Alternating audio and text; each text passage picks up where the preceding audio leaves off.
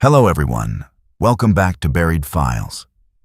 Tonight we bring you 7 deeply disturbing true Appalachian Trail horror stories that will make you question everything you thought you knew about America's oldest and most isolated mountain wilderness.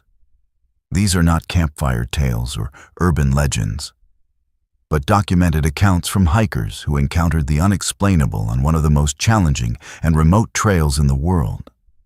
Each story has been meticulously researched through first-hand testimonies, cross-referenced with official reports, and verified through trail registers and Park Service records. From unexplained disappearances and encounters with forces beyond comprehension to psychological terror that defies rational explanation. These accounts represent the darkest experiences shared by those who walked the 2,190-mile corridor through ancient forests, where civilization barely reaches. The Appalachian Trail holds mysteries that most hikers will never speak about. And after tonight, you will understand why. If you are drawn to genuine horror content rooted in real experiences that will challenge your sense of safety in the wilderness, subscribe to Buried Files and enable the notification bell so you never miss our deep investigations into cases that authorities cannot explain. After you hear these 7 chilling testimonies, we encourage you to share your own unexplained wilderness encounters in the comments below, as your story might be featured in our next episode.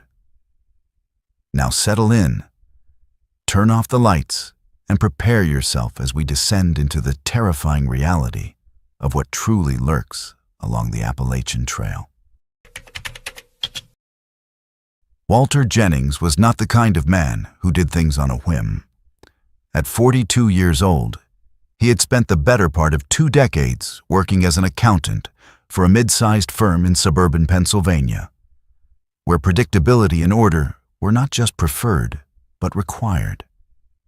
His life had fallen into a comfortable rhythm of spreadsheets, tax codes, and weekend hikes on well-marked trails near his home. He was methodical, cautious, and always prepared. So when he announced to his wife Margaret that he was going to attempt his first solo section hike on the Appalachian Trail, she was surprised but not concerned. Walter had been planning it for months, researching every mile of the Georgia section he intended to cover, studying trail maps until he could recite shelter names and water sources from memory. It was late September when Walter drove down to Amicalola Falls State Park in northern Georgia, where the approach trail to the Appalachian Trail begins. The air had started to cool, and the forests were beginning their slow transformation into autumn colors. He checked in at the visitor center, signed the trail register, and spent nearly 20 minutes speaking with a ranger about current trail conditions. The ranger noted that Walter seemed well prepared, carrying a satellite phone, a GPS device, plenty of food, and appropriate gear for the season. He had planned a modest 5-day route that would take him through some of the more scenic sections of the southern Appalachians, ending at Neal's Gap, where Margaret would pick him up. The first 2 days went exactly as Walter had planned. He hiked at a steady pace, stopping frequently to take photographs and make detailed entries in his trail journal. He noted the temperature, the wildlife he encountered, and his own physical condition. On the first night, he stayed at Hawk Mountain Shelter, where he met 2 northbound through hikers who were finishing their journey. They shared stories over freeze-dried meals, and Walter felt a deep sense of satisfaction. This was exactly what he had been looking for. A chance to test himself, to experience solitude, and to prove that he was still capable of adventure. On the second night, he camped at Gooch Mountain Shelter, and his journal entry from that evening was cheerful and optimistic. He wrote about the stunning views from the ridgeline, the kindness of fellow hikers, and his anticipation for the days ahead. But there was one line at the end of that entry that would later become significant. He wrote that he had felt briefly disoriented on the trail that afternoon, as though he had passed the same distinctive boulder twice. Even though his map clearly showed he was making forward progress, He dismissed it as fatigue and noted that he would get a good night of sleep.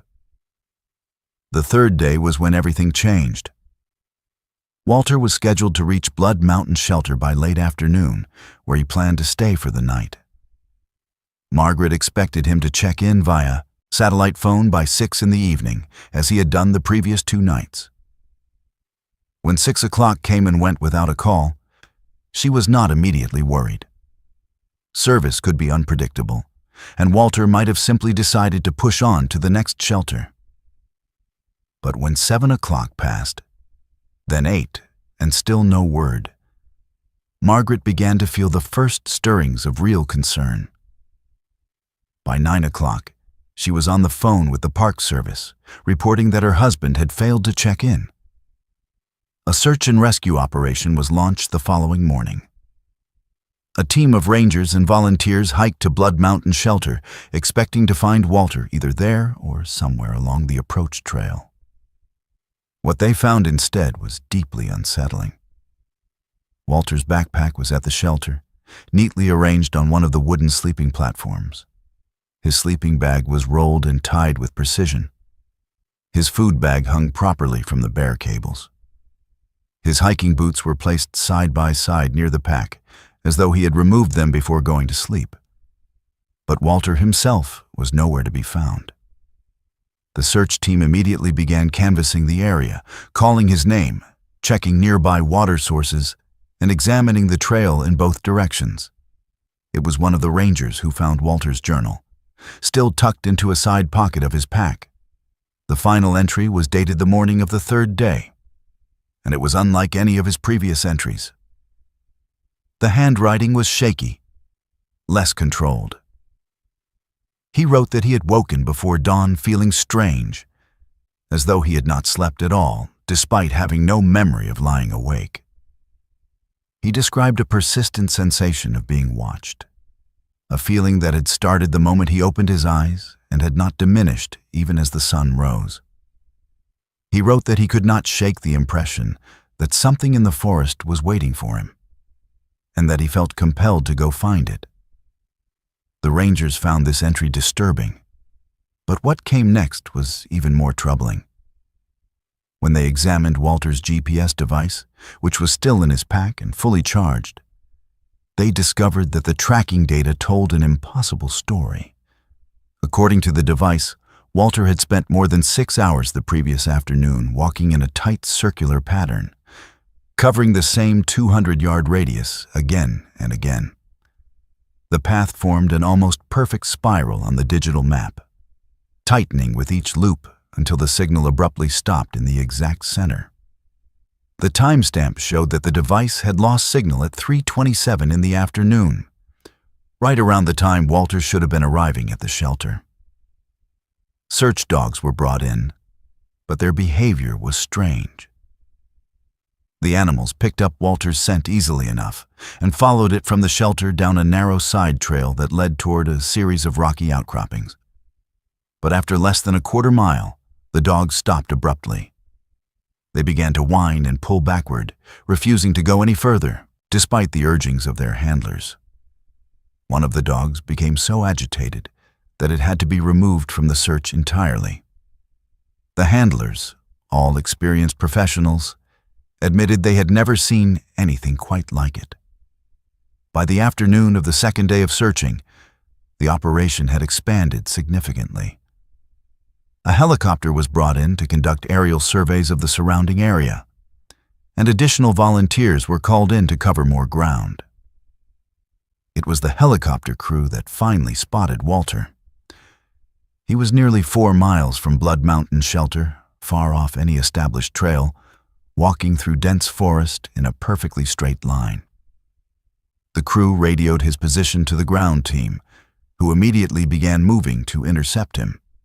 The ground team struggled through thick undergrowth and steep terrain, racing to reach Walter before he disappeared again. When they finally caught sight of him, he was standing at the edge of a deep ravine, motionless, staring down into the shadowed depths below. One of the rangers called out his name, but Walter did not respond immediately. He stood there for what felt like an eternity, And then slowly, deliberately, he turned to face them. His expression was blank, his eyes unfocused. When he spoke, his voice was flat and distant. He said, "They are waiting below." And before anyone could react, he took a single step backward and fell off the edge. The fall should have killed him. The ravine dropped nearly 40 feet to a rocky streambed below. But somehow, impossibly, Walter survived. He landed in a way that broke both legs, fractured his pelvis, and caused severe internal injuries. But he remained conscious. The rescue team rappelled down to reach him, and he was airlifted by helicopter to a trauma center in Atlanta. During the flight, he kept repeating the same phrase over and over. "They called me. I had to go to them." Walter spent weeks in the hospital recovering from his injuries.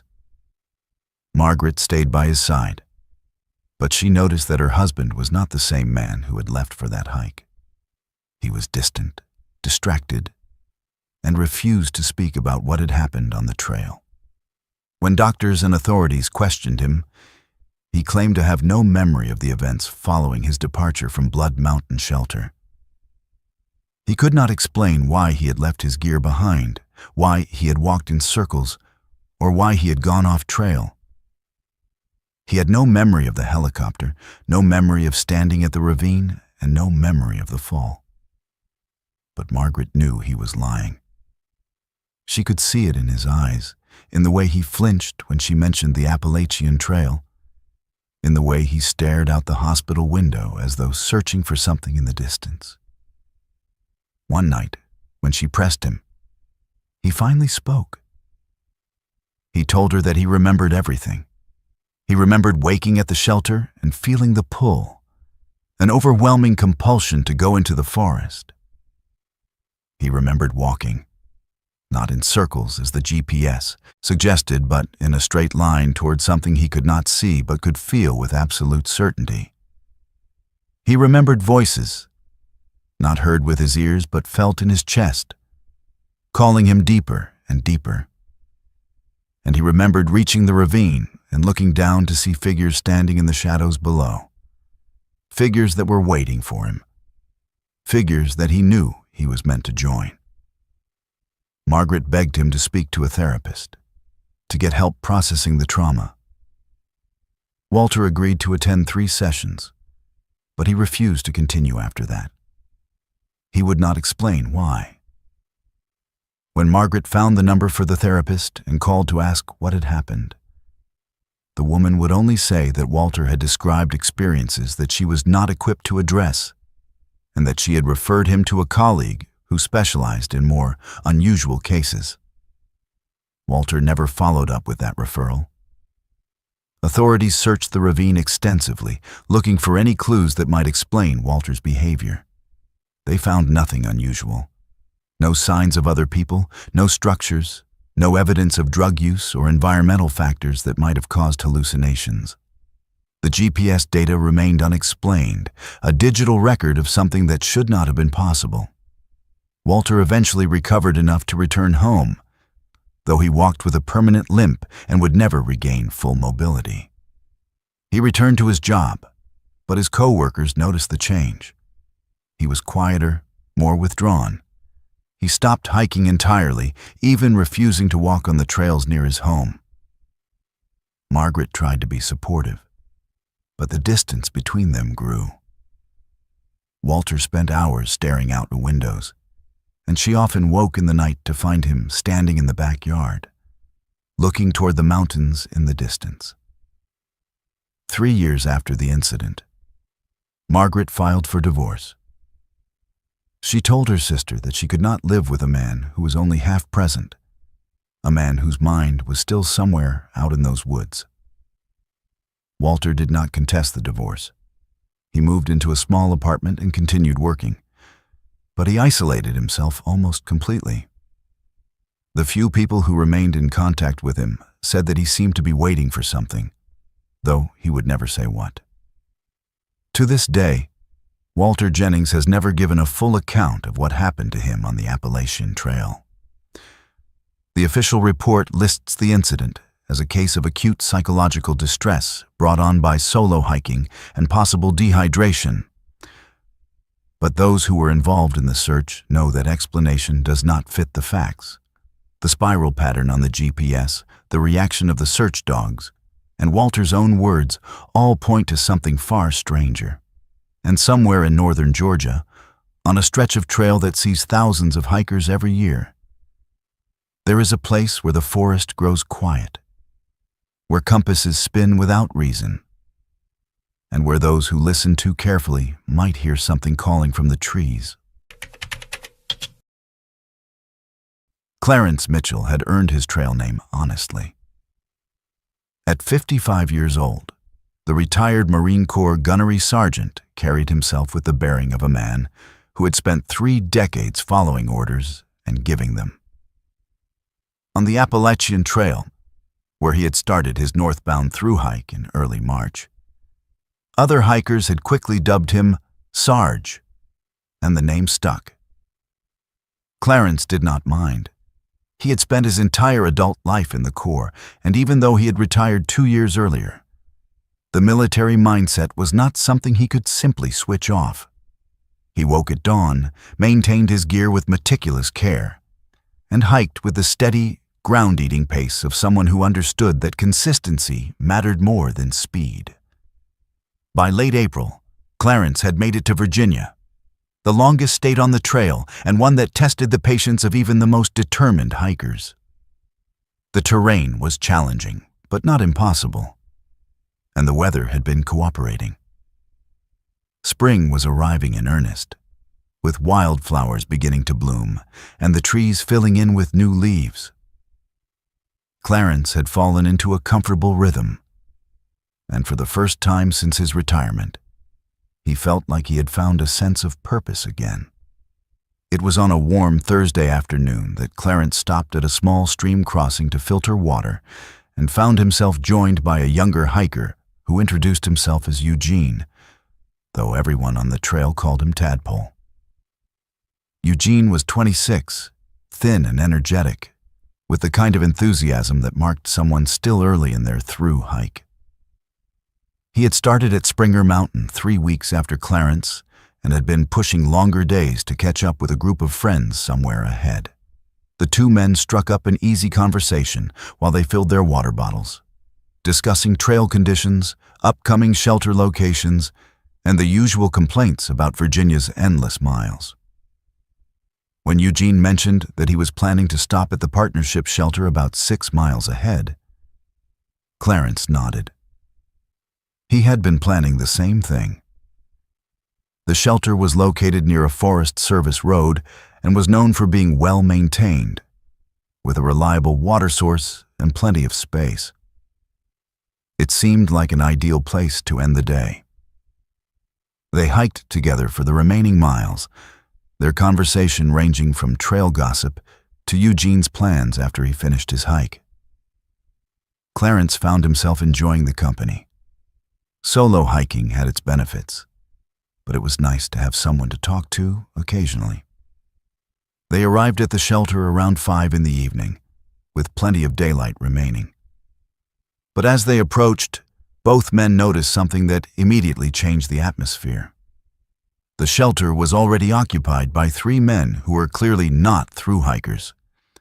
They wore camouflage hunting gear, had several coolers stacked near the shelter, and their conversation stopped abruptly when Clarence and Eugene came into view. One of them, a heavy-set man in his 40s with a thick beard, stood up and walked to the edge of the shelter platform. "Shelter's full," the man said flatly. His tone was not friendly, and there was no attempt at the usual trail courtesy. The 2 other men remained seated but watched Clarence and Eugene with obvious suspicion. Clarence immediately assessed the situation with the trained eye of someone who had spent years evaluating potential threats. These men were not hikers. They had no backpacks, no trail gear, and their boots were wrong for long-distance hiking.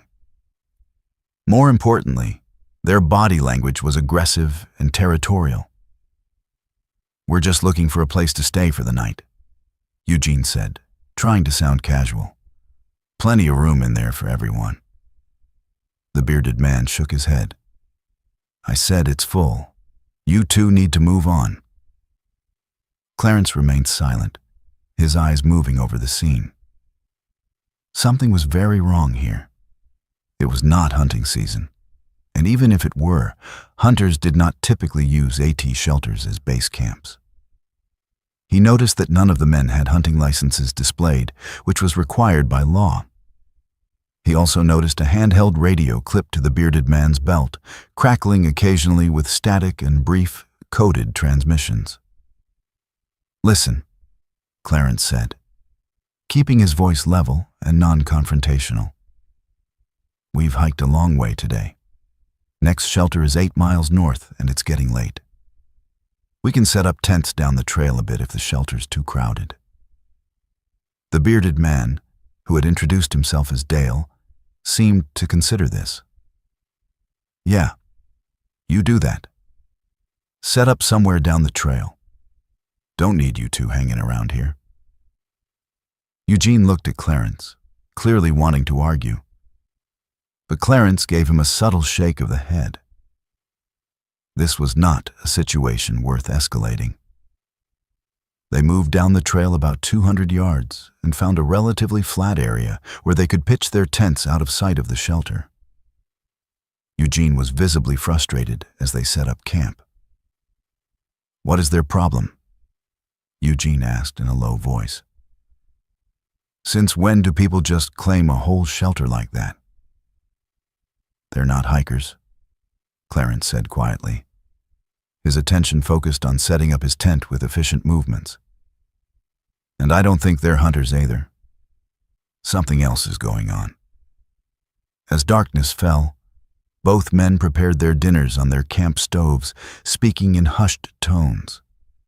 The forest grew quiet except for the usual sounds of insects and the occasional bird call. But around 9 o'clock, they heard the distant sound of a vehicle approaching on the nearby Forest Service road. Clarence immediately held up a hand for silence, and both men listened intently. They heard the vehicle stop, heard doors opening and closing, and then heard voices carrying through the trees. The conversation was too far away to make out specific words, but the tone was businesslike and urgent. Clarence made a decision. Stay here, he whispered to Eugene. I'm going to take a look. Are you crazy? Eugene hissed back. Those guys already made it clear they don't want us around. Which is exactly why I need to see what they're doing, Clarence replied. Something illegal is happening at that shelter, and I want to know what we're dealing with. Before Eugene could protest further, Clarence moved into the trees, using the low visibility tactics he had learned decades ago in the military. He moved slowly and carefully, testing each footfall before committing his weight, keeping to the shadows. It took him nearly 15 minutes to cover the 200 yards back to the shelter area. But when he finally had a clear line of sight, what he saw confirmed his suspicions. A white pickup truck was parked on the Forest Service road, and the 3 men from the shelter were transferring packages from the truck bed to the shelter area. The packages were wrapped in plastic and tape, uniform in size, and handled with obvious care. Dale was directing the operation while speaking into his radio, and Clarence caught fragments of the conversation. Words like shipment, route, and next drop carried clearly through the night air. This was not a hunting trip. This was a drug operation, and the shelter was being used as a transfer point. Clarence had seen enough. He began backing away slowly, retracing his path through the woods. But in his focus on watching the men, he failed to notice a dead branch directly behind his foot. When his weight came down, the branch snapped with a crack that sounded impossibly loud in the quiet forest. Instantly, all activity at the shelter stopped. Dale's head snapped around, and he shouted, "Someone's out there!" Flashlight beams lanced through the darkness, sweeping the tree line. Clarence abandoned stealth and ran, crashing through the underbrush back toward where Eugene was waiting. Behind him, he could hear the men giving chase, their lights bobbing through the trees. He burst into their camping area to find Eugene already stuffing his sleeping bag into his pack with shaking hands. "Run!" Clarence shouted. "North on the trail now." They grabbed their packs, leaving their tents behind, and ran down the trail in near total darkness. The voices behind them were getting closer, and Clarence could hear at least 2, maybe 3 men crashing through the forest in pursuit. His lungs burned and his legs protested, but fear and adrenaline drove him forward. Eugene was younger and faster, but he stayed close, occasionally looking back with wild eyes. They ran for what felt like hours, but was probably closer to 30 minutes, their headlamps casting wild shadows on the trail ahead. Clarence's military training kept him focused despite the panic. He knew they needed to get off the obvious path, needed to find somewhere to hide. When they reached a trail intersection with a blue blaze side trail, he grabbed Eugene's arm and pulled him off the main path. "Lights off," Clarence commanded, and they both killed their headlamps, plunging into complete darkness. They stumbled down the side trail until Clarence spotted a tumble of large boulders off to the left. "There," he whispered, and they scrambled behind the rocks, pressing themselves into the smallest space possible. They heard their pursuers reach the intersection less than a minute later. The men were breathing hard, and their flashlights swept back and forth across the trail. Clarence and Eugene held absolutely still, barely breathing, as the lights came terrifyingly close to their hiding spot. One of the men walked to within 20 feet of the boulder pile, his light passing just inches from Eugene's boot. Then Clarence heard the sound that made his blood run cold. One of the men pulled out a cell phone and made a call. In the quiet night, they could hear his side of the conversation clearly. "Yeah, we got 2 witnesses," the man said, his voice hard. "They saw the whole setup. We're tracking them now, but they're moving fast. We're going to need the cleanup crew if we catch them." The casual way the man said "cleanup crew" left no doubt about what he meant. These people were willing to kill to protect their operation. Clarence felt Eugene trembling beside him and put a steadying hand on the young man's shoulder. The men spent nearly 40 minutes searching the area around the intersection, their lights sweeping through the trees, their voices growing more frustrated. Finally, apparently deciding that Clarence and Eugene had continued north on the main trail, they moved on. But Clarence and Eugene remained hidden for another hour, too terrified to move, listening to every sound in the forest. When Clarence finally decided it was safe, they emerged from their hiding spot stiff and cold, rather than continue north on the trail, which is what the men would expect. Clarence made the decision to hike east on the Blue Blaze Trail, which he knew would eventually connect to another Forest Service road. They hiked through the remainder of the night, pushing themselves beyond exhaustion, driven by the knowledge that people were hunting them. As dawn broke, they reached a paved road and flagged down the first vehicle they saw, a farmer heading to town in a battered pickup truck. The man took one look at their faces and agreed to drive them to the nearest town without asking questions. From there, they called the authorities. The response was immediate and overwhelming. Park police arrived within an hour, followed shortly by DEA agents who seemed very interested in Clarence's description of the shelter location and the men involved. It turned out that the shelter had been under investigation for months as a suspected drug transfer point. But authorities had been unable to catch anyone in the act. Clarence and Eugene's testimony provided the evidence needed to launch a raid. But when officers arrived at the shelter 18 hours later, it was empty.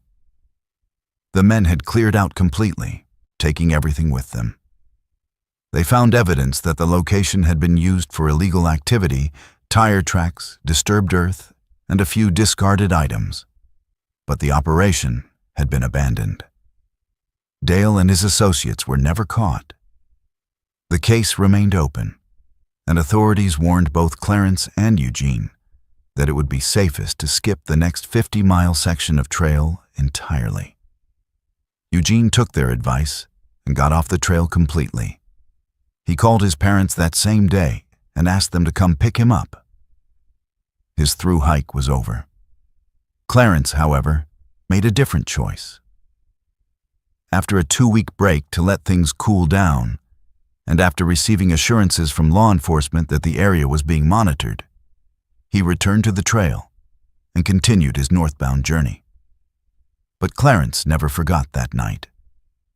He never forgot the sound of footsteps in the darkness, the feeling of hiding behind those rocks while men discussed killing him as casually as ordering coffee.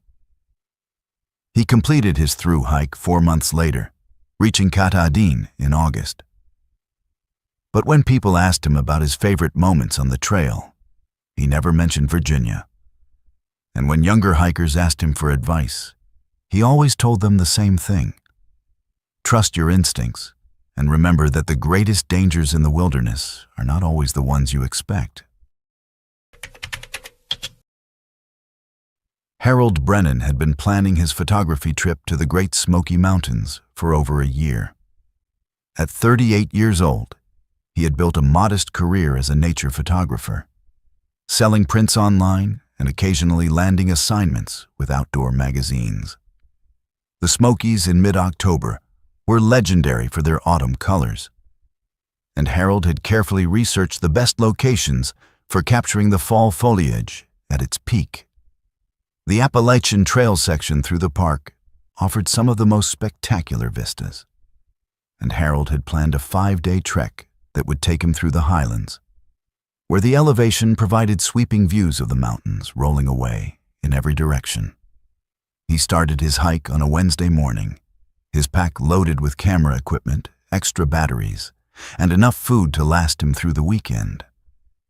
The weather forecast called for clear skies and unseasonably warm temperatures, perfect conditions for photography. Harold made good progress on the first day, stopping frequently to set up shots, experimenting with different angles and lighting.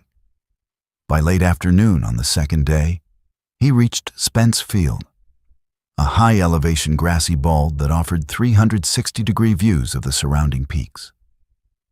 The shelter at Spence Field was a simple 3-sided structure, typical of the AT shelters throughout the Smokies. When Harold arrived around 5 in the evening, he found 3 other hikers already settled in for the night, a couple from Ohio and a solo hiker from Virginia. They exchanged the usual pleasantries, shared information about trail conditions, and prepared their dinners together.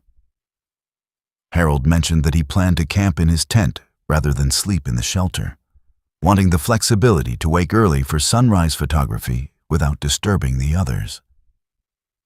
As they ate, the conversation turned to the peculiar reputation of Spence Field. The solo hiker, a man in his 60s who had been hiking the AT for years, mentioned casually that many hikers avoided staying in this particular area if they could help it. When Harold asked why, the man shrugged and said that the place had a bad reputation, though he was vague about the details. The couple from Ohio exchanged glances, but said nothing. Harold laughed it off, assuming it was just typical trail superstition. Every popular hiking area had its ghost stories and urban legends. By 7 in the evening, the other hikers had retreated into their sleeping bags. Harold set up his tent about 50 yards from the shelter, choosing a spot that would give him an unobstructed view of the eastern horizon for the sunrise. The evening was remarkably warm for October, and he left his tent flaps partially open to let in the breeze. As darkness settled over the mountains, a thick fog began rolling in, moving across the grassy field in slow, undulating waves. Harold watched it for a while, considering whether it would interfere with his morning photography plans, then eventually crawled into his sleeping bag. He was not sure what time it was when he woke, but the darkness was complete. His watch showed 11:17. Something had pulled him from sleep, some sound that his unconscious mind had registered as wrong. He lay still, listening, trying to identify what had disturbed him. Then he heard it again, the sound of children laughing. The laughter was clear and distinct, multiple voices, the carefree sound of kids playing a game. But there were no children on this isolated section of trail, no families camping nearby. Harold unzipped his sleeping bag and moved to the tent entrance, peering out into the fog-shrouded field. The visibility was terrible, perhaps 15 feet at most. The fog had thickened considerably, turning the landscape into a formless gray void. But the laughter came again, closer now, from somewhere out in that fog. Harold called out, his voice sounding strange and muffled in the dense air. "Hello? Is everything okay? Do you need help?" The laughter stopped instantly, as if someone had flipped a switch. The silence that followed was absolute, more complete than any silence Harold had experienced. No insects, no wind, no distant sounds of the forest. Just an emptiness that felt somehow hostile. He waited, his heart beginning to pound, wondering if he should go back to the shelter and wake the other hikers. Before he could decide, the laughter started again. But this time, it came from multiple directions simultaneously. The voices were circling him, moving through the fog in patterns that made no sense. Harold fumbled for his headlamp and switched it on, the beam cutting weakly through the fog. He swept it back and forth across the field, trying to locate the source of the sounds. For just a moment, he caught sight of something moving at the edge of his light's range, small shadows that darted quickly out of view. They were child-sized, low to the ground, moving with an odd, skittering quality that did not look quite right. He called out again, his voice less steady now. "Who is out there? This is not funny." The response was immediate and chilling. A voice spoke from directly behind his tent, so close that it seemed impossible he had not heard someone approach. The voice was an adult's voice, deep and masculine, but it whispered his name. Harold. Just that, nothing more. His full name, spoken with perfect clarity by someone or something that should not know who he was. Harold spun around, his light sweeping across the area behind his tent. There was nothing there, just grass and fog and the dark line of trees 50 feet away. He scrambled backward, retreating into his tent and zipped it shut with shaking hands. This was not right. None of this was right. He grabbed his hiking poles, the only thing he had that could serve as a weapon, and sat in the center of his tent, listening. The footsteps started a few minutes later. They circled his tent slowly and deliberately, the sound of feet moving through grass, except that the footsteps sounded wrong. There were too many of them, and they did not follow a normal walking rhythm. Harold counted at least 6 or 7 distinct sets of footsteps, all moving around his tent in a slow, synchronized circle. He wanted to scream, wanted to run to the shelter. But some instinct told him that leaving the tent would be a terrible mistake. Then the voices began. They started as whispers, dozens of overlapping whispers in different tones and pitches, speaking words Harold could not quite make out. The whispers gradually grew louder, resolving into recognizable sounds, and Harold realized with mounting horror that the voices were repeating things he had said earlier. Fragments of his conversation with the other hikers, played back in perfect mimicry. His own voice discussing his photography plans, his concerns about the weather, his casual goodbye to the others. But the voices were not quite right. They had a hollow quality, like recordings played through damaged speakers. Harold pressed his hands over his ears, trying to block out the sounds. But they seemed to come from inside his head as much as from outside the tent. The circling footsteps continued, never pausing, never stopping. Hours passed, though Harold had lost all sense of time.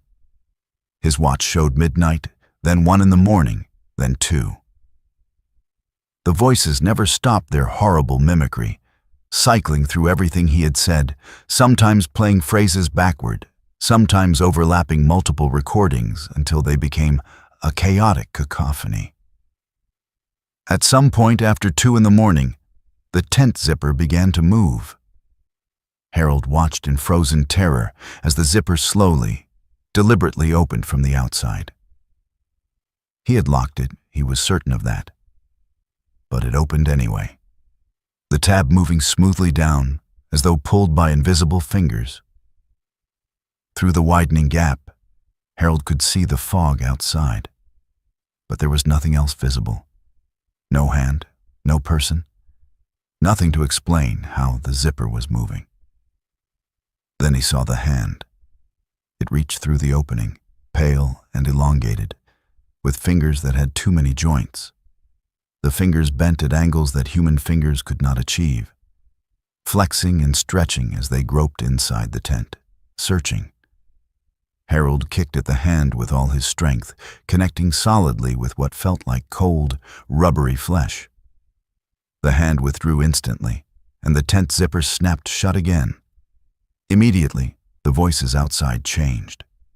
They stopped their mimicry and began to scream. But it was Harold's scream they were making. His own voice, his own terror, played back at him from a dozen sources at once. The sound was overwhelming, disorienting, and Harold found himself screaming too, adding his real voice to the chorus of false ones until he could not tell which was which. The screaming continued for what felt like hours. Harold huddled in his tent, hiking poles held in white-knuckled fists, convinced that he was losing his mind. But gradually, so slowly that he almost did not notice at first, the sounds began to fade. The screaming voices grew quieter, more distant. The circling footsteps slowed and eventually stopped. By the time Harold's watch showed 4 in the morning, the only sound was his own ragged breathing. He did not dare move, did not dare investigate. He sat in his tent, staring at the zipped entrance, waiting for the attack to resume. But as the sky began to lighten with the first hints of dawn, normal sounds returned to the forest. A bird called somewhere in the distance. A breeze rustled the grass. The fog began to thin, revealing the familiar shapes of the landscape around him. When full daylight arrived, Harold finally found the courage to unzip his tent and look outside. What he saw made his blood run cold. The grass around his tent was covered in small handprints, dozens of them pressed deep into the earth. But these were not normal handprints. Each one had 6 fingers, and the fingers were far too long, the proportions all wrong. The prints formed a complete circle around his tent, overlapping in places, as though many small hands had pressed themselves into the ground. Harold grabbed his camera with shaking hands and photographed everything. The handprints, the disturbed grass, the entire area around his tent. He did not pack his camping gear, did not stop to make breakfast, did not even go to the shelter to check on the other hikers. He stuffed his camera and essential gear into his pack, abandoned everything else, and started hiking down the trail at a near run. He did not stop until he reached the next road crossing, nearly 8 miles away. From there, he hitched a ride into Gatlinburg and went directly to an outdoor outfitter store he had visited before starting his hike. The owner was a local man in his 70s who had grown up in the shadow of the Smokies. When Harold showed him the photographs on his camera, the man's face went pale. Where did you take these? The owner asked quietly. Spence Field, Harold replied. Last night. What are they? The owner was silent for a long moment, studying the images of the 6-fingered handprints. Finally, he looked up at Harold with an expression of deep unease. You know where you were camping? That whole area before it became a national park, that was Cherokee land. Sacred ground. There are stories about that place, old stories that most people think are just legends. The Cherokee talked about the Nunahai, the spirit people. They were supposed to be immortal beings that lived in the high places, and they could take different forms. Sometimes they appeared as children, playing and laughing, trying to lure travelers away from the trails. Harold felt his skin crawl. But the handprints, 6 fingers. The old stories described them that way, the owner said. Not quite human, even when they looked human. The Cherokee avoided certain areas in the mountains because of the Nunahai. Spence Field was one of those places. Some say it was a burial ground. Others say it was a doorway between worlds. Either way, it was not a place to spend the night. Harold completed his photography trip, but he avoided the Smokies entirely, choosing instead to photograph the North Carolina sections of the trail. He eventually made it to Maine and got some excellent shots, but he never went back to Spence Field. The photographs he took that morning remained on his memory card, but he never published them, never showed them to anyone except that outfitter in Gatlinburg. Years later, Harold still has nightmares about that night. He dreams of children laughing in the fog, of hands with too many fingers reaching for him, of voices that know his name. And sometimes, in his dreams, he unzips his tent and looks outside to find hundreds of small figures standing in the darkness, all of them staring at him with eyes that reflect his headlamp's light like animals. In those dreams, he always hears the same whispered invitation, spoken in his own voice, calling him to join them in the fog.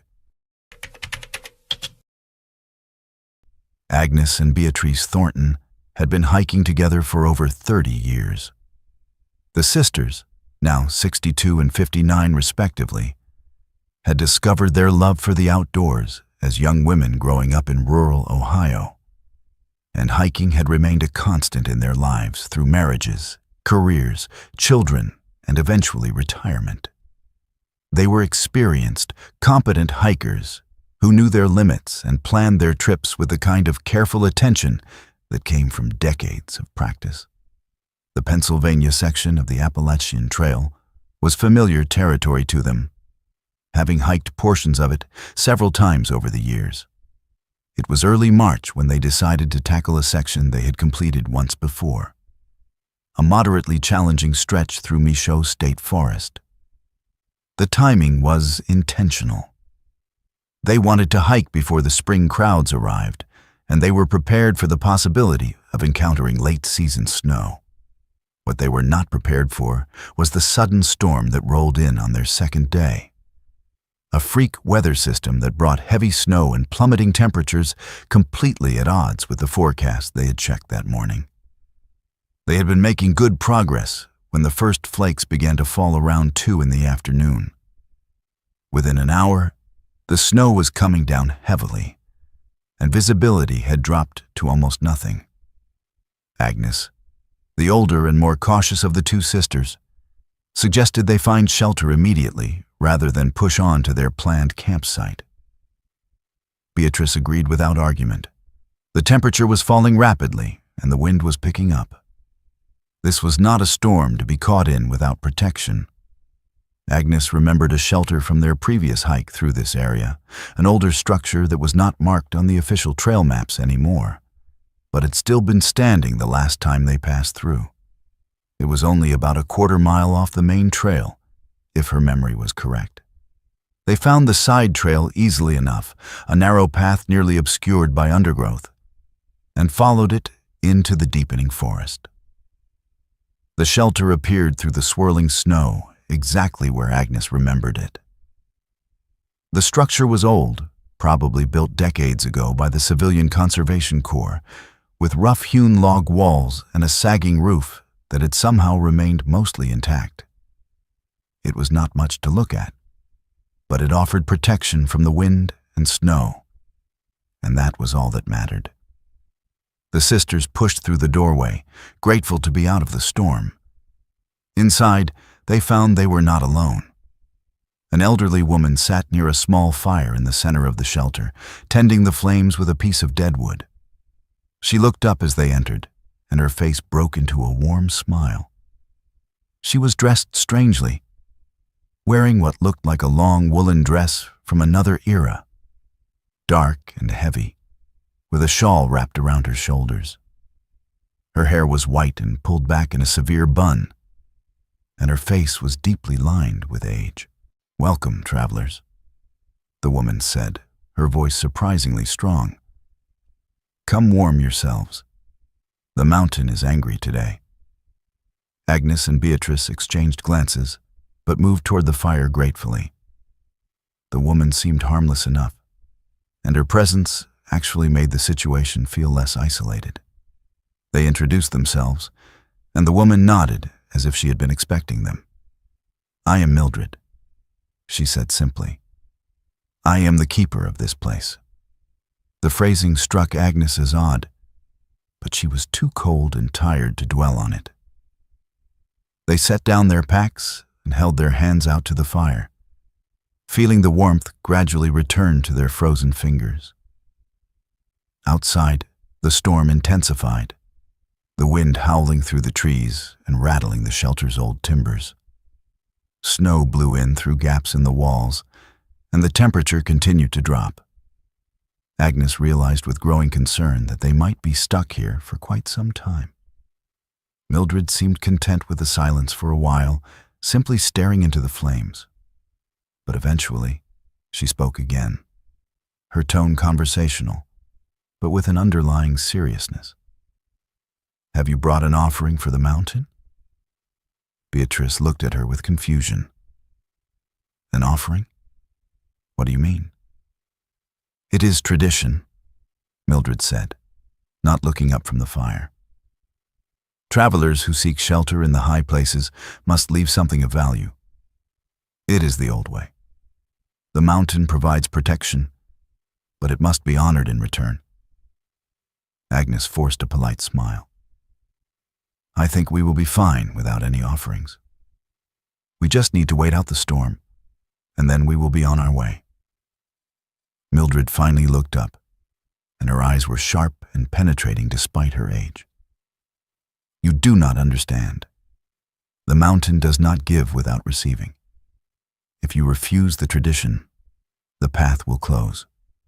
You will not leave here." The statement hung in the air, and Agnes felt a chill that had nothing to do with the temperature. There was something in the woman's tone, a certainty that went beyond simple superstition. Beatrice laughed nervously, trying to break the tension. "Well, we do not really have anything valuable with us, just hiking gear."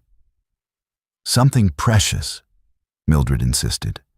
"Something that has meaning to you. That is what the mountain requires." Agnes was about to dismiss the entire conversation as the ramblings of an eccentric old woman when she noticed something that made her stomach tighten. Outside the shelter, the storm was growing worse.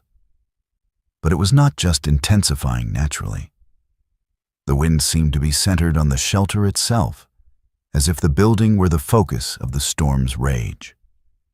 Snow was piling up against the entrance at an alarming rate, and the temperature inside the shelter was dropping despite the fire. Beatrice noticed it too.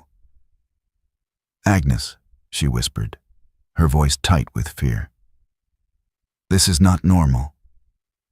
Mildred rose to her feet with surprising ease for someone of her apparent age. Her demeanor had changed completely. The warm smile was gone, replaced by an expression of cold demand. "The mountain takes what it is owed.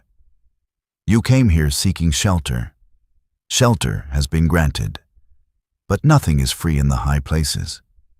Give your offering, or the storm will not pass. The path will close. You will join the others who refused.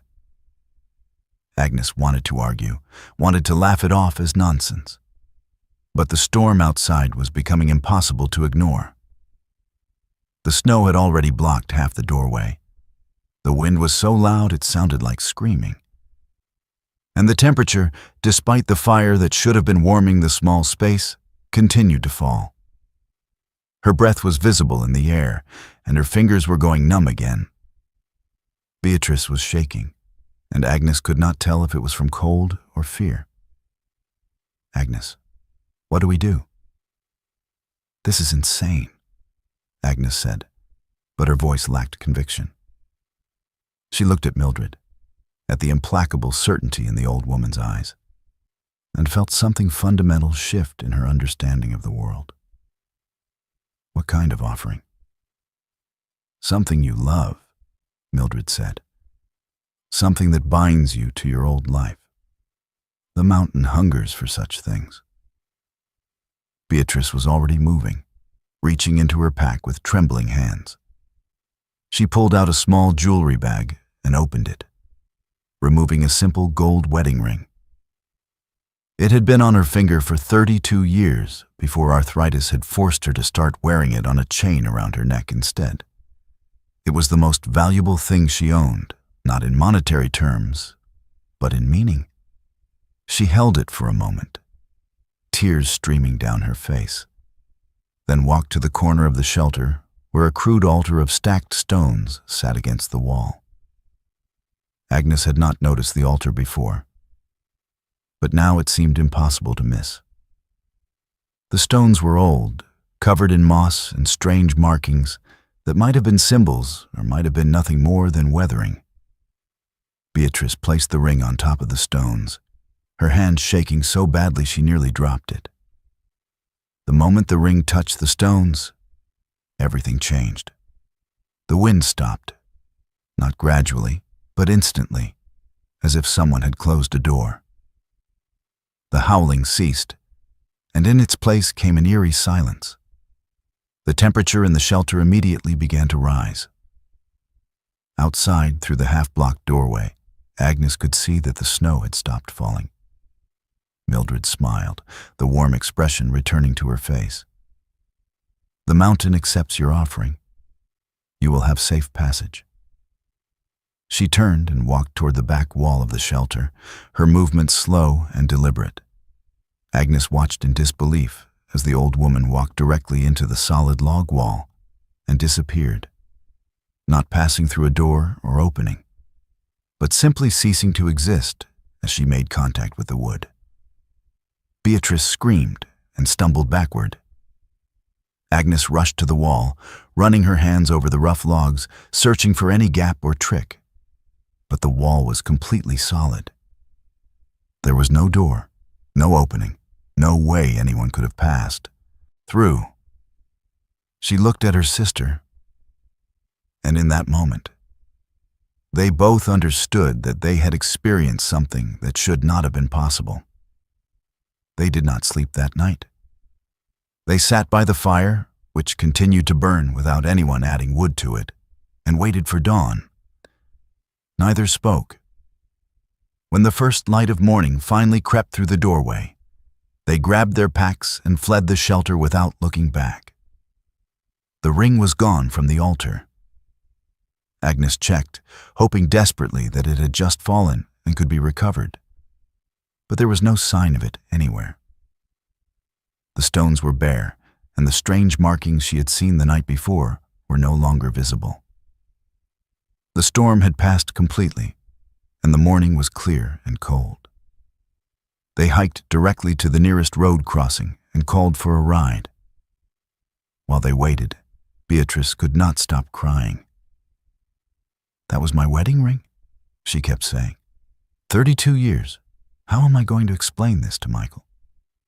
2 days later, after they had returned home and tried to process what had happened, they decided to report the experience.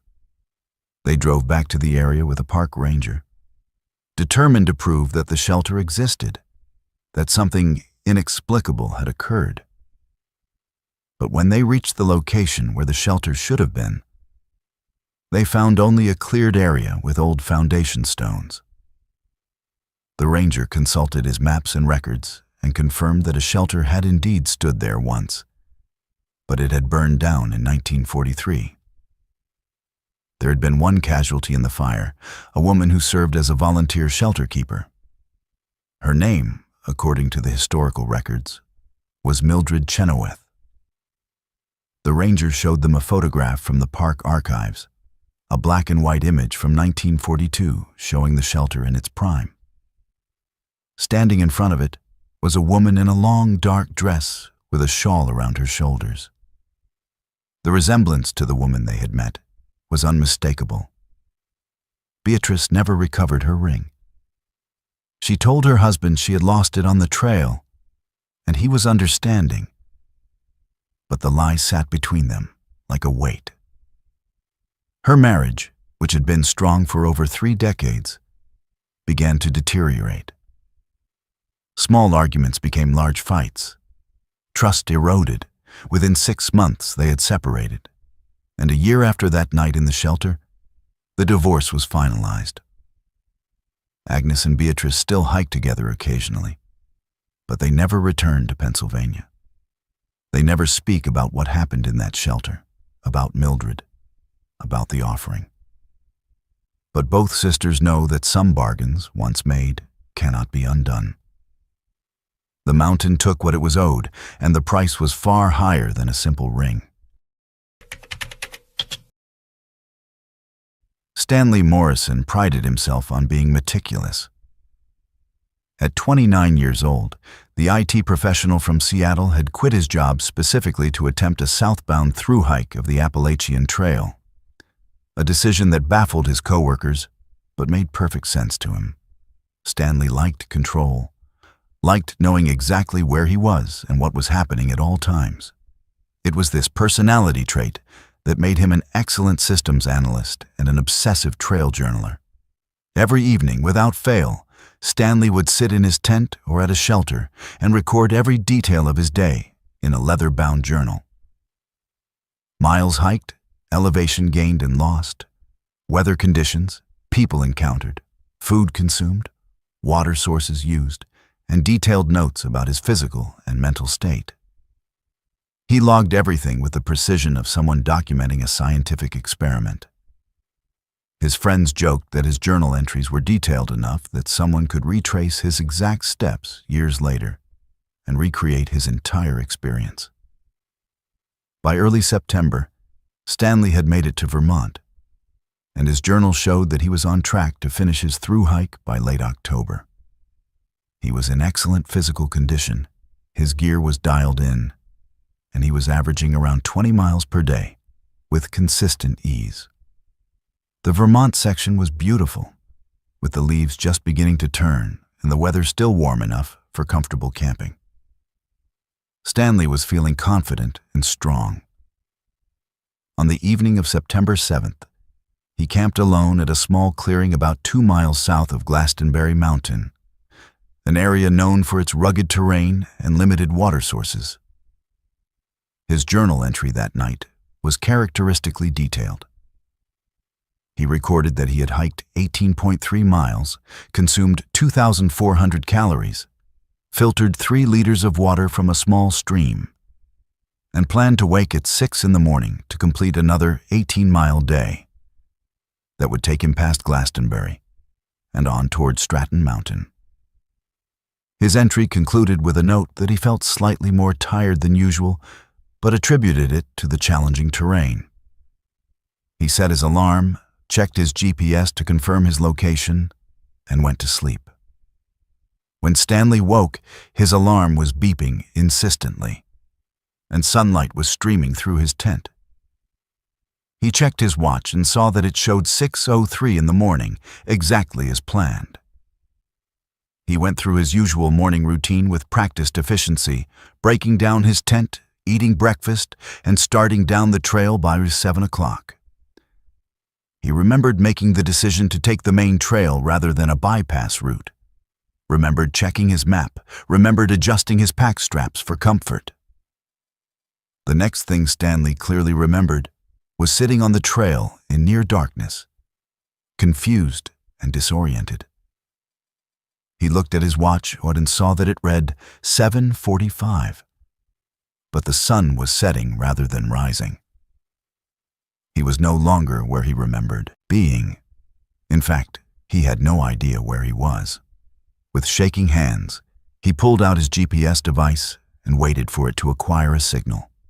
When the coordinates appeared, Stanley felt his confusion deepen into something approaching panic. According to the GPS, he was 31 miles north of where he had started that morning.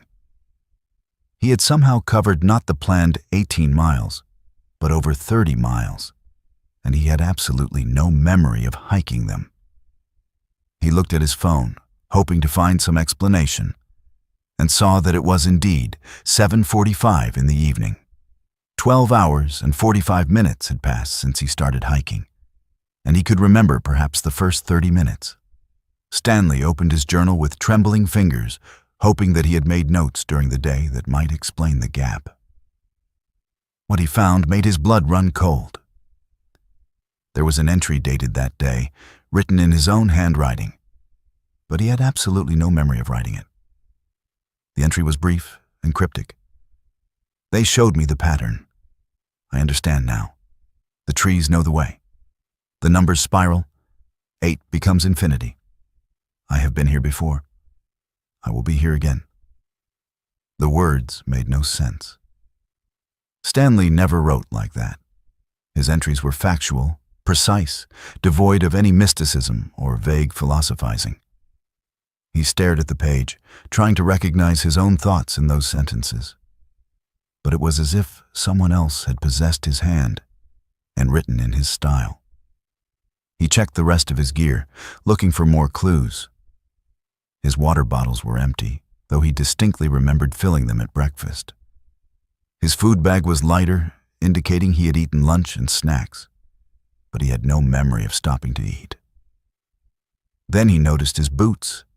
They were caked with red clay, thick and dried, covering the soles and creeping up the sides. Stanley knew the soil in Vermont was not red.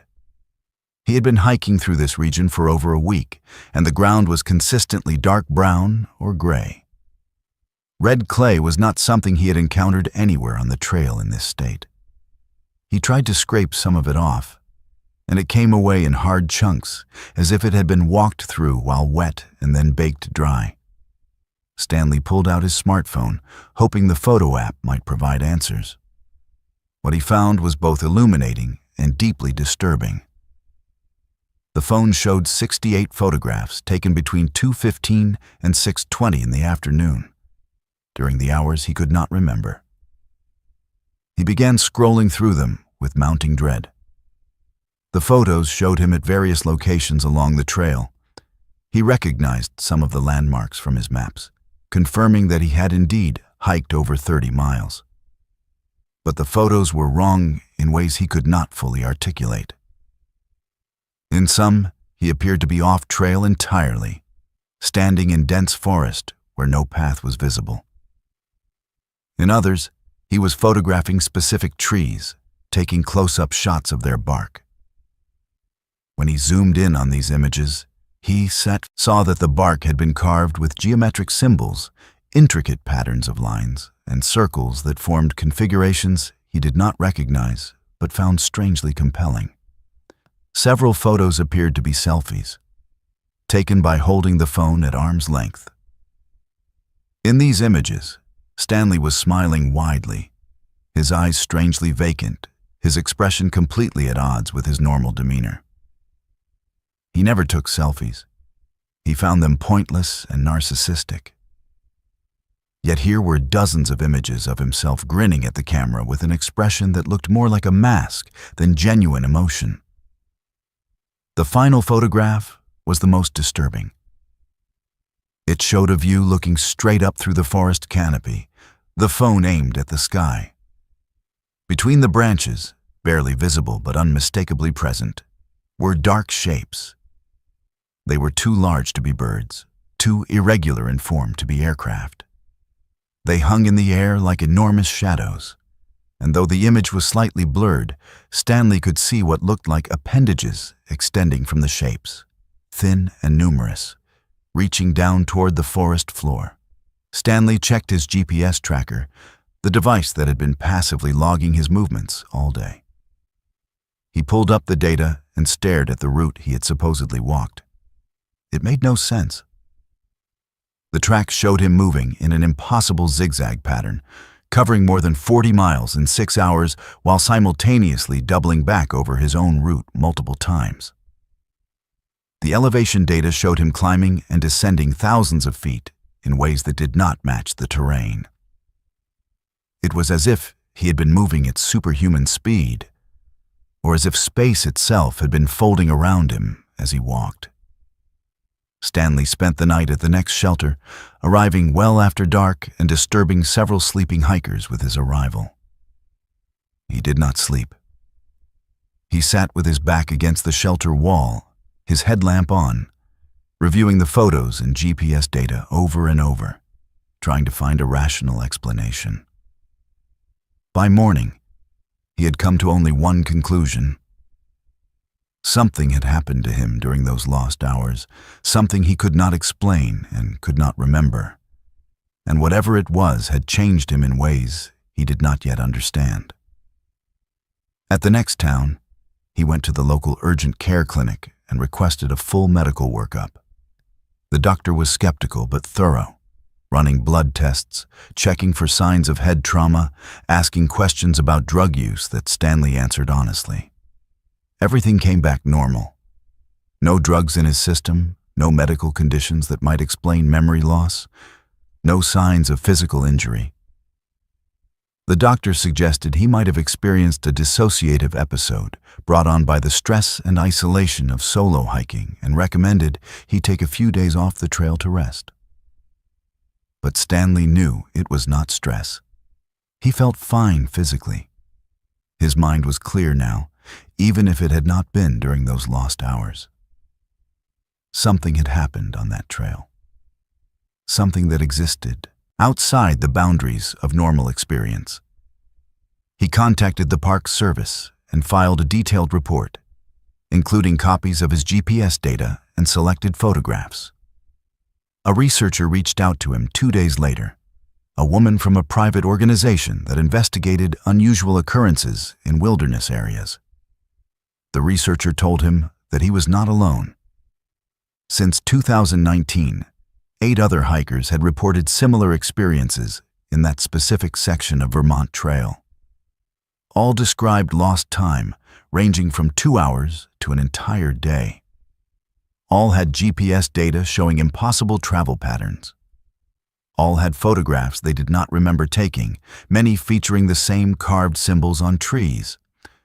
And all reported finding red clay on their boots despite the local soil being completely different in composition. Stanley completed his through hike, reaching Springer Mountain in Georgia 2 months later. But the experience had changed him fundamentally.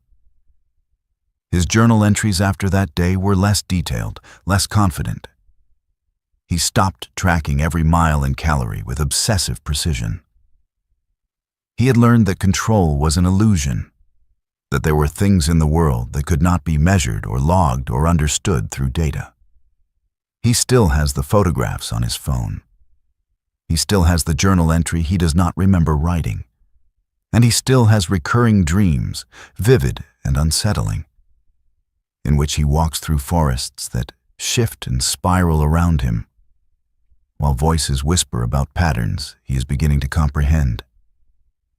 In those dreams, he sees the symbols from the tree bark, and he understands them perfectly. But when he wakes, the meaning slips away, leaving only a profound sense that something in those Vermont woods had touched his mind and left a mark that would never fade. Norman Chen and Ralph Donnelly had been friends since their freshman year at Penn State, where they had bonded over a shared love of hiking and a mutual inability to sit still through boring lectures. That was 23 years ago. Now both men were in their mid-40s, settled into careers and family life. But they made a point of taking at least one hiking trip together each year. It was their way of maintaining a friendship that might otherwise have faded into occasional social media comments and annual holiday cards. This year they had chosen a week-long section hike through the Roan Highlands, a spectacularly beautiful stretch of the Appalachian Trail that straddles the North Carolina and Tennessee border. Mid-July was perhaps not the ideal time for hiking in the South, with temperatures pushing into the 90s and humidity making every climb feel twice as difficult. But their work schedules had not allowed for any other timing. They had started their hike on a Monday morning and were now on their third day, making steady progress despite the heat. They arrived at the shelter around 6 in the evening, both men exhausted and drenched in sweat. The shelter was already crowded, a 3-sided structure with 2 sleeping platforms that were nearly full. Norman counted 8 other hikers, a mix of through hikers and section hikers like themselves. There was one remaining space on the upper platform, just barely large enough for both of them if they squeezed together. They claimed the spot gratefully, glad to have a roof over their heads for the night. As they unpacked their gear and began preparing dinner, Norman noticed one hiker who stood out from the others. An elderly man, probably in his 70s, sat alone in the far corner of the upper platform. He faced the wall rather than the communal space, and his gear was unlike anything Norman had seen on the trail. The backpack looked like it was from the 1970s, an old external frame pack in faded green canvas. The sleeping bag was the same era, a bulky rectangular bag that probably weighed 10 pounds. Even the man's clothes seemed vintage, worn blue jeans and a flannel shirt instead of modern hiking apparel. "Check out that guy's gear," Ralph whispered, nodding toward the old man. "That stuff belongs in a museum." Norman agreed, but said nothing. The trail attracted all types, and who was he to judge someone's equipment choices? But there was something about the man that made him uncomfortable, something beyond just the outdated gear. The man had not acknowledged their arrival, had not made eye contact or offered any greeting. He just sat there facing the wall, perfectly still, his hands folded in his lap. As darkness fell and the other hikers settled into their sleeping bags, the shelter grew quiet. Norman was just drifting off to sleep when he heard it. A soft whisper, barely audible, coming from the corner where the old man sat. Norman opened his eyes and listened. The man was speaking, a continuous stream of words too quiet to make out. Norman assumed he was praying or perhaps talking to himself, something that was not uncommon among solo hikers who spent too much time alone. He closed his eyes again and tried to ignore it. But the whispering continued, hour after hour. Norman could not sleep through it, and from the way Ralph kept shifting position, neither could his friend. The words were rhythmic, repetitive, like a chant or litany. Norman caught occasional words that sounded like names. Sarah, Michael, Jennifer, David. The names went on, different names, always whispered in the same flat, emotionless tone. Around 2 in the morning, Norman had had enough. He sat up and looked toward the corner, intending to politely ask the man to keep it down. What he saw made him freeze. The old man was sitting upright, no longer facing the wall. Instead, he was staring directly at Norman, his eyes clearly visible even in the darkness. The whispered name stopped immediately, and the silence that followed felt oppressive.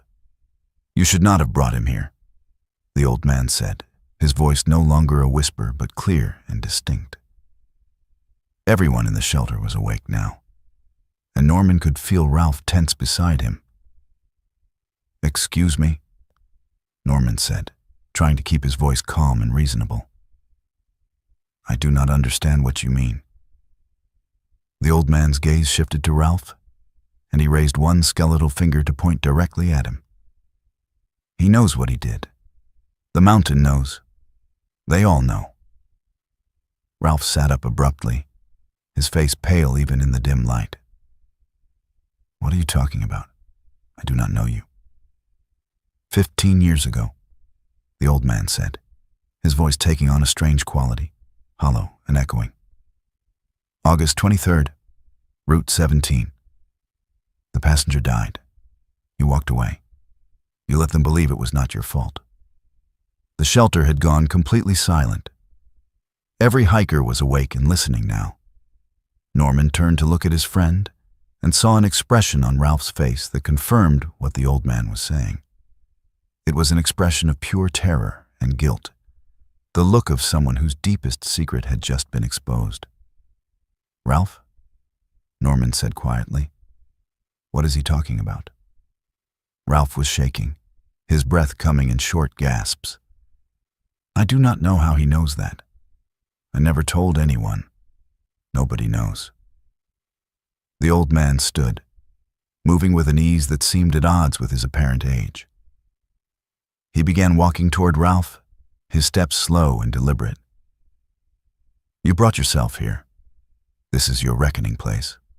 The mountain calls those who carry guilt. The mountain demands truth. Norman watched in horror as the old man continued his approach, and he could see now that there was something fundamentally wrong about him. His movements were too smooth, too fluid. His eyes did not blink, and as he drew closer, Norman realized he could not hear the man breathing. There was an accident, Ralph said suddenly, the words tumbling out in a desperate rush. I was driving home from a party. My friend Jake was with me. I had been drinking, not a lot, but enough that I should not have been driving. I missed a curve and hit a tree. Jake died, but when the cops came, I told them he had been driving. I switched seats while I was waiting for help. Everyone believed me. His family buried him thinking he was responsible for his own death. The confession hung in the air like a physical presence. Several of the other hikers had pulled out their phones, and Norman could see in the glow of their screens that they were recording this.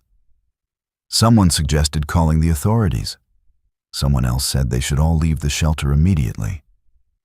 The old man stopped directly in front of Ralph, close enough to touch him. You brought yourself here. This is your reckoning place. Ralph broke. He scrambled out of his sleeping bag, grabbed his headlamp, and ran from the shelter into the darkness. Norman called after him, but Ralph did not stop. Norman and two other hikers grabbed their own lights and followed, leaving their packs behind. They found Ralph about 100 yards down the trail, sitting on the ground with his back against a tree, sobbing. Norman approached slowly, uncertain what to say. His friend of over 20 years had just confessed to a crime, had just admitted to lying about a death, had destroyed someone's memory to save himself. Norman did not know how to process it. I need to go back, Ralph said between gasps. I need to turn myself in. I cannot live with this anymore. The other hikers agreed to stay with Ralph while Norman returned to the shelter to get their gear. As he approached the structure, he noticed something strange.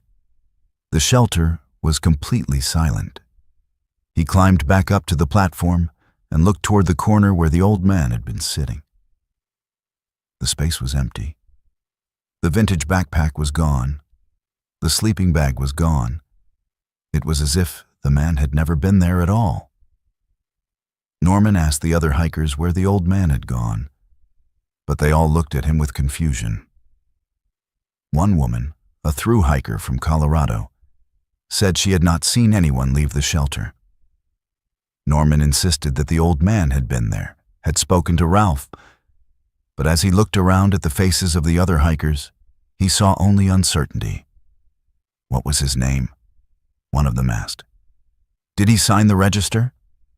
Norman grabbed the shelter register, a notebook kept in a plastic bag near the entrance. He flipped through the pages, looking for any entry from the old man. There was nothing. Every hiker currently in the shelter had signed in, but there was no entry for anyone matching the description of the man who had confronted Ralph.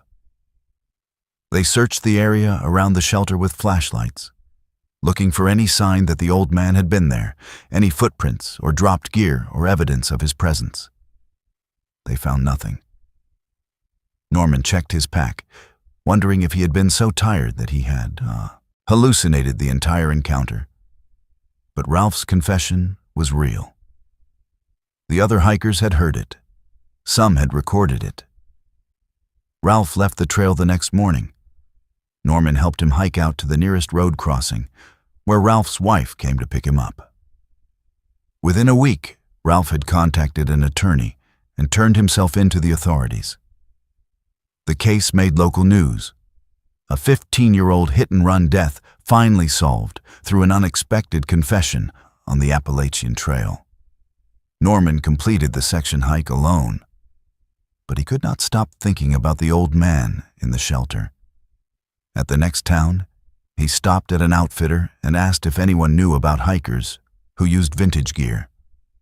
The owner listened to his description and went pale. He pulled out a worn newspaper clipping from 1978. It showed a photograph of a man who looked exactly like the person Norman had seen. The man's name was Albert Grayson, and he had been murdered in that same shelter 47 years ago by his hiking partner during an argument. The killer was never caught. Gertrude Walsh and Doris Campbell had been best friends for over 50 years, having met as young teachers at the same elementary school in Charlotte, North Carolina. Now both retired, at 68 and 71 respectively. They had more time than ever to pursue their shared passion for hiking. They were careful hikers, always aware of their limitations, always prepared with proper gear and conservative itineraries. Their families trusted them completely, knowing that the two women had enough collective wisdom and experience to handle any situation the trail might present. Late May had seemed like the perfect time for a 3-day section hike through the North Carolina portion of the Appalachian Trail. The weather was warm but not oppressively hot, and the crowds of summer had not yet arrived. They had planned their route carefully, with modest daily mileages and well-established campsites. On their second evening, they aimed to reach Mac's Patch, a spectacular grassy bald mountain summit that offered 360-degree views of the surrounding peaks. It was one of the most photographed locations on the entire trail, and both women had been looking forward to camping there and watching the sunset. They arrived at the summit around 7 in the evening, making good time and feeling strong despite the steep climb. The summit was exactly as beautiful as the guidebooks had promised. A vast open meadow sitting atop the mountain, with views that stretched for miles in every direction. The sky was clear, and the evening light was turning everything golden. It should have been perfect. But as they crested the final rise and looked around, both women felt an immediate sense of wrongness. The summit was completely empty. On a perfect Friday evening in late May, one of the most popular camping spots on the trail was utterly deserted. No tents, no other hikers, no one taking photographs or enjoying the sunset. Gertrude and Doris exchanged puzzled glances. They had expected to share the space with at least a dozen other campers, possibly more. The isolation felt unnatural. "Maybe everyone is still on their way up," Doris suggested, though she sounded uncertain. "Or maybe they went to the shelters instead." Gertrude nodded, trying to ignore the uneasy feeling in her stomach. They chose a flat spot near the center of the summit and began setting up their tents. The process was familiar and comforting, and by the time they had camp established and were preparing their dinner, the unease had faded somewhat. The sunset was spectacular, painting the sky in shades of orange and purple that seemed almost too vivid to be real. Both women took dozens of photographs, trying to capture the beauty of the moment. As the sun disappeared and darkness settled over the mountain, Doris commented on the unusual color of the sky. Even after the sun was gone, the purple hue remained, deeper and more saturated than any twilight sky she had ever seen. Gertrude agreed that it was strange, but attributed it to atmospheric conditions she did not understand. They finished their dinner and began preparing for sleep. It was Doris who first noticed the stars. She had stepped outside her tent to hang her food bag from the bear cables and found herself staring up at the night sky in confusion. "Gertrude," she called out, her voice tight. "Come look at this." Gertrude emerged from her tent and followed Doris's gaze upward. The stars were wrong. Not just slightly off, but completely incorrect. The constellations were not where they should have been. The Big Dipper was too low on the horizon. Orion was visible, which made no sense in late May. The North Star was in the wrong position. It was as if the entire night sky had been rearranged by someone who only vaguely understood how it was supposed to look. "We are just disremembering," Gertrude said, but her voice lacked conviction. "It has been a long day. We are tired." But the wrongness of the sky was undeniable, and both women felt the unease returning, stronger now. The temperature was dropping faster than it should have, and Gertrude could see her breath in the air, which seemed impossible given that it had been nearly 70 degrees at sunset. They decided to get into their tents and try to sleep, hoping that morning would bring clarity and normalcy. Around 9 o'clock, they heard the sound of footsteps on the trail. Multiple people were approaching the summit, and Gertrude felt a wave of relief. Other hikers meant witnesses, company, normalcy. She called out a greeting, her voice friendly and welcoming. The footsteps grew closer, and headlamps became visible bobbing up the trail. A group of 7 hikers emerged onto the summit, their lights cutting through the darkness. But when Gertrude called out again, offering a hello and asking where they had hiked from, the group did not respond. They walked past her tent without acknowledgement, without even glancing in her direction, as if she were completely invisible to them. Gertrude looked at Doris, who had also emerged from her tent, and saw her own confusion reflected on her friend's face. The group of hikers moved to a spot about 50 feet away and began setting up camp. But something was deeply wrong with what they were watching. The hikers moved in complete silence. There was no sound of tent fabric rustling, no clink of tent stakes being hammered, no conversation, no sound of gear being unpacked. It was like watching a silent film, all visual motion with absolutely no accompanying audio. "This is not right," Doris whispered, moving closer to Gertrude. "What is happening?" Gertrude watched the silent group, trying to make sense of what she was seeing. Then she noticed something that made her heart skip. One of the hikers was wearing a distinctive jacket, bright red with a large patch on the back. She recognized that jacket. She had seen it before in a photograph at the visitor center, a memorial photograph of a hiker who had died on the trail. The memory came back clearly. The woman had died 3 years ago in a lightning strike, somewhere on this very mountain. "Doris," Gertrude said carefully, her voice barely above a whisper. "I think those people are not alive." The words sounded absurd, even as she spoke them, but Doris did not laugh or argue. She was staring at the group with wide eyes, and Gertrude could see that she had come to the same impossible conclusion. They were watching ghosts, spirits, some kind of replay of events that had already happened. As if responding to their realization, the 7 silent hikers suddenly stopped their setup activities. In perfect unison, all 7 turned to face Gertrude and Doris. 7 pairs of eyes, some reflecting the moonlight in ways that human eyes should not, stared directly at them. Then, moving as one, the hikers raised their arms and pointed down the northern trail, the path that led off the summit toward the next valley. The gesture was urgent, insistent, a clear warning. Gertrude did not hesitate. "We need to leave, right now." They abandoned their tents and gear, grabbing only their headlamps and essential items. Neither woman looked back at the ghost hikers as they started down the northern trail, moving as quickly as they dared in the darkness. The path was steep and rocky, treacherous in the dark, but fear drove them forward. They hiked for over 3 hours, covering ground they would normally take twice as long to traverse, until they finally reached the next shelter around 11 o'clock at night.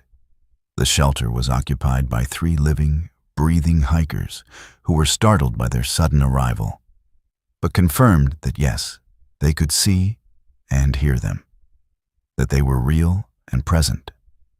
Gertrude and Doris collapsed on the shelter platform, exhausted and shaking. They said nothing about what they had seen, claiming only that they had left Mac's Patch due to concerning weather. The next morning, they returned to Mac's Patch with a park ranger to retrieve their abandoned tents. The ranger was annoyed at what he considered an overreaction, but he agreed to escort them. When they reached the summit, they found their tents exactly as they had left them, untouched and undisturbed. There was no sign of any other camp, no footprints in the grass, no indication that 7 people had been there the night before. As they were packing up their gear, the ranger received a radio call.